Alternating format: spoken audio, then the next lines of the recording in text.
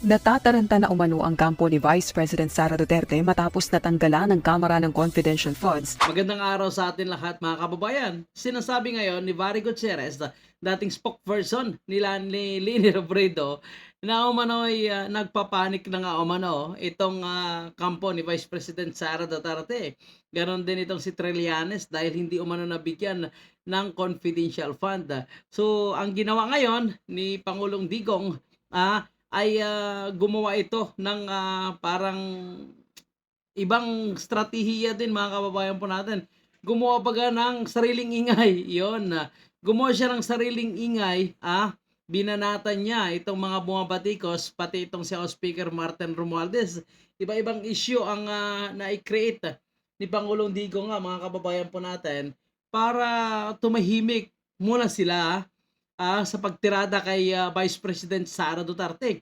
So anong sabi ni Trillanes, mga kababayan po natin, ICC lang umano ang katapat ni Pangulong Digong, pero wala, hindi makapasok ng ICC sa ating bansa at hindi nila kayang arestuhin itong si Pangulong Rodrigo Duterte dahil wala naman silang legal na basihan. Hindi naman nila napatunayan na may ginawang mali si Pangulong Digong noong siya ang namumuno sa umano'y issue ng extrajudicial killing. So sino nga bang nagpapanik? Samantalang sinasabi nilang nagpapanik ay busy sa pagtatrabaho itong si Vice President Sara Duterte. Nataranta na umano ang kampo ni Vice President Sara Duterte matapos natanggalan ng Kamara ng Confidential Funds para sa taong 2024. Ito ang pananaw ng dating tagapagsalita ni Vice President Leni Robredo at former Akbayan Party List Representative Barry Gutierrez kasunod ng paglalabas ng pahayag ng ama ni VP Sara na si dating Pangulong Rodrigo Duterte. Alam niyo mga kababayan po natin, itong si Barry Rodriguez, tingnan nyo kasi ang kanyang background. Dating representative ng Akbayan Party List, which is ito ay nakalinya sa grupo ng makakaliwa. Baga ito yung legal nilang grupo, mga kababayan po natin na dati nakaupo sa Kongreso. So buti nga ay nabawasan na sila at ang natira ay 3 na lang ito mga kababayan po natin. So syempre, sobrang masaya sila dahil ang kanilang alyansa sa buwatan na nagkakahalaga lang naman umano ng 40 million ay nagtagumpay. So natanggalan ng confidential fund, nagbago ang ihip ng hangin kay Kimbo, mga kababayan po natin, at tuluyan ng nilaglag si Vice President Sara Duterte. So ganun pa man, ika nga sabihin nilang tagumpay sila pero hanggang doon na lang. Dahil itong si Pangulong Digong ay hindi naman papayag na babanatan nila basta-basta ang kanyang anak. At syempre, bilang isang batikan sa politiko, alam niya yung laro dyan. So ngayon, ano sabi ni Pangulong Digong? Mga kababayan po natin, wag na umano patakbuhin itong si Vice President Sara Duterte. Ibigay na lang umano kay Romualdez. Di ba? So, ganun ba yung diskarte dyan? Kaugnay ng issue. Sa unang pagkakataon na pagsalita kaugnay ng liderato ng Kamara, sinabi ni dating Pangulong Duterte na kung balak tumakbong presidente ni Speaker Martin Romualdez, hihingi siya ng audit kung paano ginastos ang pondo ng bayan. Tila binaliwala naman ni Speaker Romualdez ang mga pahayag laban sa kanya ng nakatatandang Duterte. So, di ba mga kababayan po natin, imbis na magsalita ito at sumagot ay nanahimik na lang itong si Romualdez dahil alam niyang mapapahiya lang siya at masupalpal dahil alam ni Pangulong Digong ang kanyang tunay na pagkatao na hindi niya pwede matago. Sa isang pahayag, iginiit itong wala silang balak tumigil sa pagtatrabaho upang maipasa ang priority bills ng pinsang si Pangulong Ferdinand Marcos Jr. Hindi rin anya makapipigil sa kanila ang labis na ingay.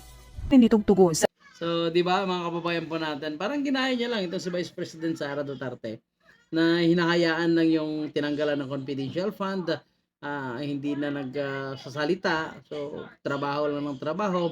So, pero alam natin na gumagalaw pa rin itong mga bayaran na kampo ni Romualdez, mga kababayan po natin. Patuloy ang kanilang tirada sa social media, mga kababayan po natin. Pero syempre, hindi naman papayag itong mga supporters ng mga Duterte. At nakikita po natin na ang sumisira ng unit team talaga na binuo ni Pangulong Marcos at ni Vice President Sara Duterte ay isang Romualdez mismo ang pinsan niya.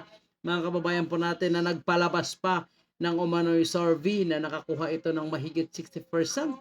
Napakataas umano. So, survey ay hindi natin alam kung lehitimo nga ba o hindi. So marami silang gimmick ngayon mga kababayan po natin para lalong bumango nga itong pangalan ni Martin Romualdez. Sa mga pahayag ng kritiko sa kanya, abala ito sa activities ng kanyang tanggapan at ng DepEd.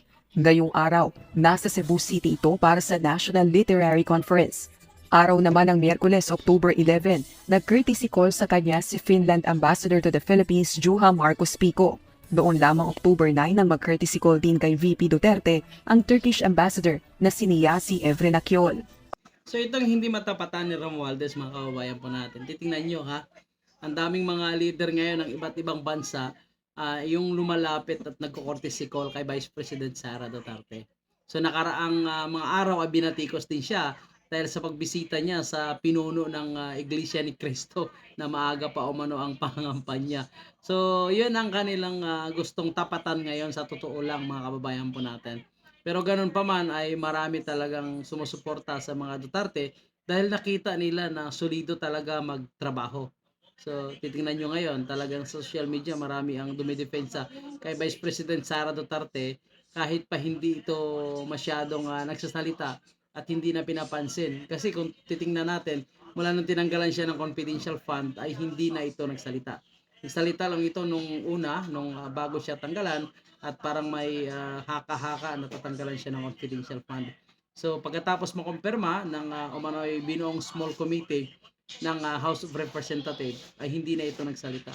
Pinili na lang manahimik at maging busy nga sa kanyang trabaho.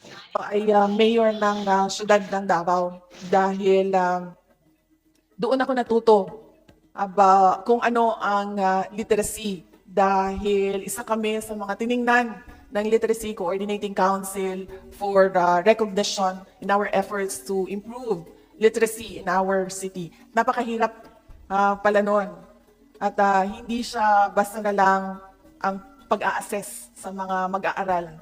It is a holistic approach and it is a holistic look at how the city is developing in terms of literacy. So, ayan po mga kababayan po natin, nakikita natin kahit saan pumunta itong si Vice President Sara Duterte ay talagang dumog ng mga taong bayan. So, which is hindi kayang pantayan ni Romualdez.